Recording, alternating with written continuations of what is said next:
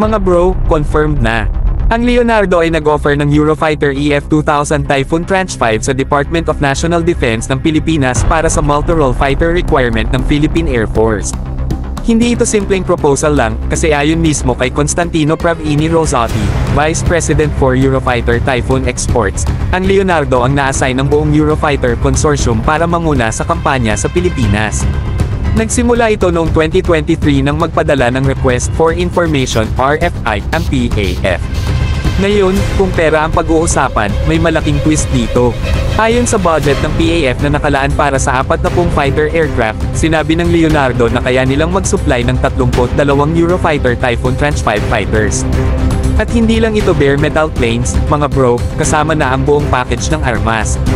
Ibig sabihin, may MBDA Meteor para sa Beyond Visual Range dogfights, ASRAAM para sa close-in kills, Brimstone para sa precision ground strikes, at pati Storm Shadow cruise missiles para sa long-range strike capability.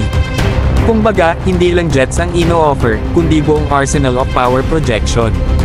Kung titignan mo, grabe ang strategic value nito. Kapag nagkaroon ng Pilipinas ng Typhoon Tranche 5 na loaded with Meteors at Storm Shadows, ibang klase ang level ng deterrence natin. Hindi lang tayo nakikipagsabayan sa rehiyon, bigla tayong magiging credible strike force na kayang magpadala ng mensahe kahit sa malalayong target. Para bang sinasabi, kung atras kayo, mabuti. Kung hindi, kaya namin lumaban. Sana all, mga bro. Dagdag pa dyan, in-offer ng Leonardo na gawin itong government-to-government G2G deal na may kasamang financing schemes para mas spread out ang bayad.